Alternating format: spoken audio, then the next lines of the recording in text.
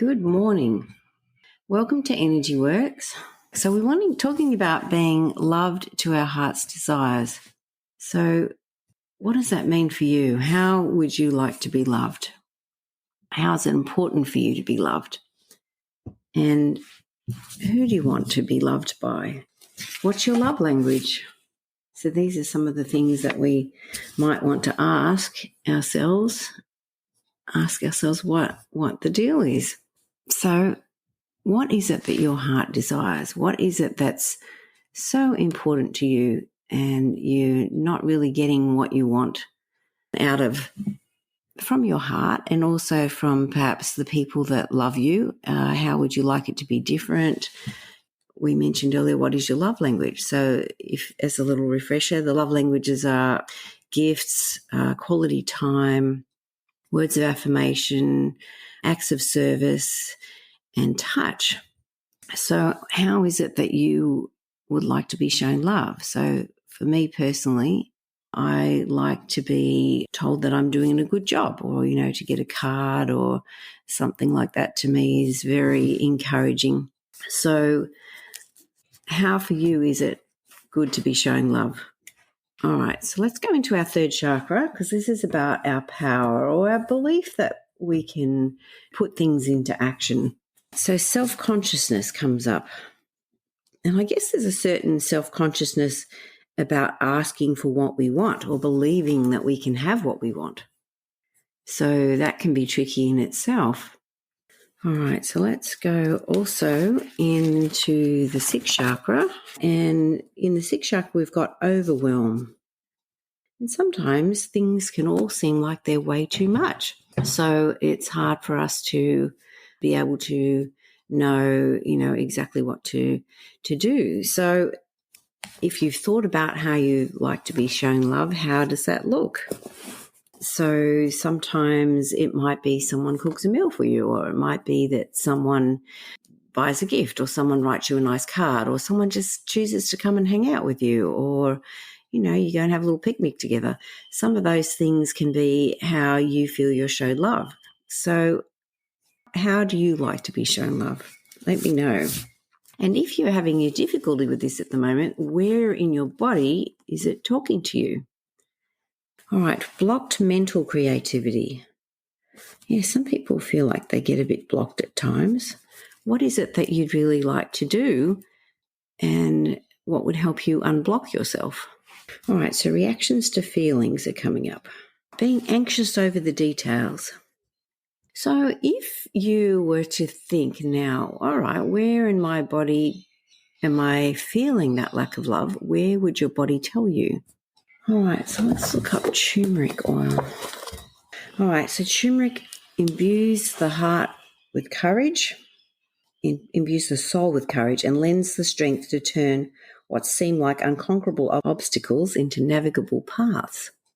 Okay, how do you know what's connected to the lack of love? Okay, well, wherever your body is talking to you when you think about this will be where it's connected to.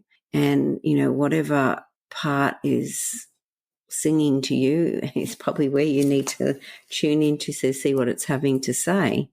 All right, so we could use turmeric to help us have courage.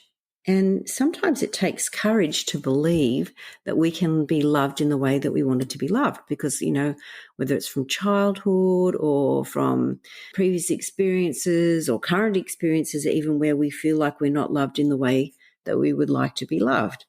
So this is the head comes up as well. So that'd be chakra 7, and we had the heart chakra. All right, so let's work on the heart first. So loneliness is coming up. And sometimes we can be in a crowd of people and feel lonely. I think loneliness is about being understood, or to know that someone is kind of on your side or hearing what you have to say. All right, also what's coming up here is heart disorders. All right, what's coming up here is upsetting family problems. And sometimes our family doesn't appear to be how we would like them to be. All right, Catherine's mentioned inadequacy. I know as a parent you feel like you need to do everything for your child to help them to be okay. But if we were to do everything for them, they wouldn't get the strength that they need to be who they're supposed to be, or to, to do what they need to do. So we have to, I guess, have a little trust that whatever we can't do, that it will be made up for. And, even if we pray for them to have that need made up for them, it will be made by someone else. And we just need to do the best we can, and that's it, and be okay with it, which is, of course, easier said than done. All right. I am allowing myself to be loved, hugged, and touched. Now, I don't know about you, but when I don't feel good, I don't want anyone to touch me. I don't want anyone to come near to me, and I don't want anyone to even look at me. And I feel like I'm a little disease, and I want to go and hide away somewhere and don't come near me at all. And it's almost like you can be quite rude, or you can be insistent that, you won't let anyone near you because you don't feel worthy to be loved. All right, so if we dig into that a bit deeper, this is generational. Dad's side, Dad's mum and the men, and some stuck feelings in our genes. Feelings of despair. All right, feelings of living a lie, or guilt, or inadequacy. So this is a common thing, isn't it? Feeling that we're not enough. Feeling, if people knew the truth about us, they wouldn't like us. If they really saw what was in our heart, that they would run away. That belief that we're not good enough or perfect enough in some way. All right, something else hiding in our neck here. So C4. All right, unresolved pain is hiding in our C4. So what's an old pain? Okay, so sometimes we don't feel that we can ever be loved in the way that we would like to be loved. So unresolved pain, okay. All right, there's also some generational problem with this here from Dad's dad, but not just him, it's like the men on that side of the family. All right, I lovingly allow joy to flow through my mind. All right, and Leela's mentioned here her lower back and unrequited life. So not wanting to be hurt again from Nikki. Yeah, when we've had painful issues in the past, we don't want to be hurt. All right, so more generational stuff stuck here too from Dad himself. And some more feelings stuck in there. And I think it's interesting that you mentioned trust issues, because I think we can have this trust issue with ourselves as well as with other people. All right, again, we come into this overanalyzing the details. All right, we're going to go into the throat chakra for a bit now. Sometimes we can get so stuck on a particular aspect of our life, isn't it, that we can't get past it. Perhaps what happened, or, what is happening, like I guess what's happening in the world at the moment, that's very difficult. Jenny's mentioned here pain of being separated from family, both emotionally and physically at this time. Yeah, it's very hard, isn't it, to have people die at this time, or to marry. And Catherine's mentioned that she's the master analyzer.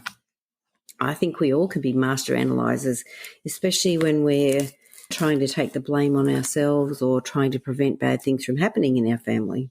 So what's coming up in our throat chakra is often avoiding the truth or facing painful facts. So what's hard to face? I think one of the hard things as a little kid is we expect our parents to be perfect, and they're not. And I think that can be one of the hard things. And also our children expect us to be perfect, and we are not. And that can be hard to take too, because, of course, we're trying to do the best that we can. All right. I feel comfortable to speak freely. All right. Susanna's mentioned here, I would like to know what love is, how it feels. I guess I was tricked and misguided in the past. People showed me conditional love. They gave me attention when they needed something. Abuse hidden behind love. Well, that's very common too. People have abuse and love very intertwined, and it makes it hard to feel like you know what love really is. All right, so if we say I am loved, that doesn't hold. So age 3 and age 8, age 13, age 16, age 19, age 23, age 27, age 30, age 34, age 40, age 52, age 58, Okay, so you can see there are many times, and we don't know exactly whose times they are. And these are the times that we didn't feel necessarily loved. Now, it doesn't mean that we weren't loved, but perhaps we weren't shown love in the way that we desire to be shown love. And sometimes we don't even know ourselves how we desire to be loved. It's like learning to know what it is. So a funny experience comes to mind. My kids, when they were little, the boys, they used to do gymnastics on a Friday evening. And I can remember coming home from gymnastics. Gymnastics would go from 4 till 6. And it was probably, 6:30 on the way to 7 before we got home. And then I would have to cook dinner and bath the kids. And this particular time I got home, and James had got home early. He'd made the dinner. The bath was run, and it was like, oh, isn't that wonderful? So, I felt that was lovely. So sometimes when people do things for you or say things, or, if you get a hug or whatever it is, take note of what makes you feel loved. And, you need to ask for love to be shown in the way that you love it to be shown. All right. Again, we have neroli oil. This comes up a lot. It's about shared purpose and partnership. And sometimes this is about our husband or partner, wife if you're a man. Sometimes it's just about us partnering divinely, with what we're supposed to do, what's in our heart to share with the world. All right, so neroli teaches that unity blossoms from adaptation, cooperation, tolerance, perseverance, and kindness. All right, so I guess these are important qualities for us to show others. And sometimes to have good friends, we have to be a good friend. And it can be a little weighted the opposite way. Sometimes we might have to give a lot, but then, there are times in life where we are giving, and there are times in life where we're receiving. All right, so if we say I easily give, that's strong. I easily receive, not so strong. Sometimes the problem is people are giving us love, but we're not feeling like we can receive it. All right, so this is generational, and mum's side of the family, mum's dad, and the men. The feeling that's stuck here is you can't get what you want. And what we believe, we look for the evidence of. We look for that to be true, and we try and find ways in which we can see that truth. Some of this is stored in our head. All right, so it's like the bones in our head can sit incorrectly, and so this is what's happening. You could probably feel, if you put your thumb in the roof of your mouth, that both sides may not feel even, and one side might be a little bit sorer than the other. And even if you just find the sore bit and, tap your arm, use a deep tendon reflex, it will help bring it down a little. You need to find the one that pairs up with it, which will often be along the ridges at the side of your head. You can find a spot. So even if you find the bit that's sore in the roof of your mouth and tap your arm, that can be helpful. Even if you go push, and, and then tap on your arm, that will still help, as I said, bring that down. And we're back in our favourite T6, which seems to come up every week. So that's in between your shoulder blades. I'm digesting my feelings. Age 5, age 10, 15, 28, 42. Okay, so I don't know if any of those times apply to you, but there is a times in our life where we don't feel like we can digest our feelings. Okay, so how are we feeling in our bodies? What's our body saying to us right now? All right, there's some more childhood stuff coming up now, age 2, and also birth. All right, so dad's feelings when we're born. All right, so let's go into the third chakra now. All right, I make wise decisions. I've been having trouble making wise decisions about what I'm eating. So I don't know if anyone else is having that problem. All right, I'm seeing that all my needs are being met. Yeah, so other people are having a problem with the eating too. Lila's mentioned a couple of things. You could use digestion oil for heartburn, or aloe vera juice, preferably organic. Check for SIBO, yeah. SIBO is small intestine bacterial overgrowth, which I've had. It makes you, for me, it made me burp all the time. You can be bloated or gassy or just not be comfortable in your belly. All right, I'm creating balance in my schedule. I guess for me, I'm still working, so sometimes we don't take time to sit and eat and to clear our mind before we eat. Our food ends up being tainted with stress because we're so much in our head. So it's really important, I think, to stop and either say a little prayer or just clear your mind before you eat. All right, something age 12 is also hidden in there. So what happened when you were 12, Catherine? And also something in your spine, T10. So feelings stuck in the spine. Feelings, efforts have been thwarted. I think this is a theme like this. I had to go through this too. We often have a picture in our mind of how we'd like our family to be, and whether that's the family we came from or the family that we've created. When things aren't in as we have it in that picture, it's a great loss. It's like a grieving process that we don't feel like we've got what we wanted or needed in the situation, and, that our family members haven't fit into the picture that we have, or things aren't as that we want them to be. And so it's like one client we were talking about lowering the bar, and we said, well, what about not lowering the bar but removing the bars? Because we really want our children and our partners and all our family members, really the ones we came from as well, to be their best person. And sometimes the way to be their best person isn't the way we intended for them to do it. They might have to do it their own way. And we have to trust that person that they're going to get there. So what can you let go of? What can we remove the bars in? Because some of this is an important part of what is hiding in our body, in the aches and the pains and the things that we feel. It's like we've bitten off more than we can chew, and it can be very difficult. So this is also affecting the top of our neck, C1. So feelings of self-rejection are hiding in that C1. All right. Jenny says hard when they're living with you. It's true. It is hard when they're living with you. You feel that you can't be as frank and honest as you would like, and when they're not living in the way that you would like. There's nothing wrong with having boundaries. I guess they can have their boundaries with us, but we also need to have our boundaries with them. All right, so let's say I accept the lessons that are coming from my family. I trust them to get there in the end. I trust myself is weak. And let's say I trust that I did the best I could at the time.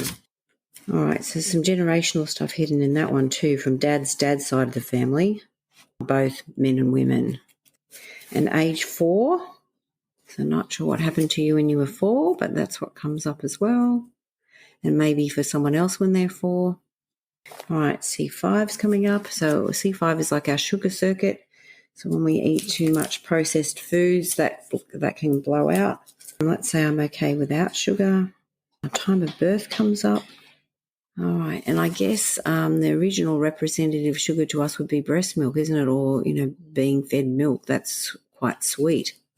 All right, so let's say I can separate sugar and love. And this comes up time of conception now, dad's feeling. Okay.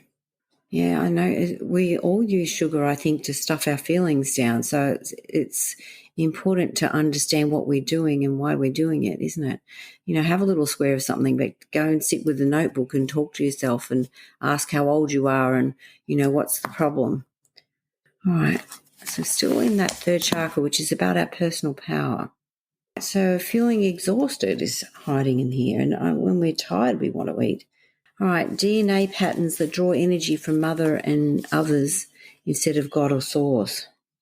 Yeah, so sugar's connected to love, Catherine says. Makes sense. It's true. All right, what also is hiding in here is being judgmental, and whether it's judging ourselves or being judged. Also feeling rejected is hiding in here. Susanna's got a great affirmation. She said, I no longer substitute sweetness of life with sugars. All right, so there's also a generational component again. So mum's side of the family, mum's dad, and the women on that side of the family. Leela's mentioned here babies of the 50s were not allowed to be breastfed. Yeah, there was some mistaken thoughts about that back in the day, wasn't it? And then I think really it was about selling products and not what was best for the person. How can we sell that?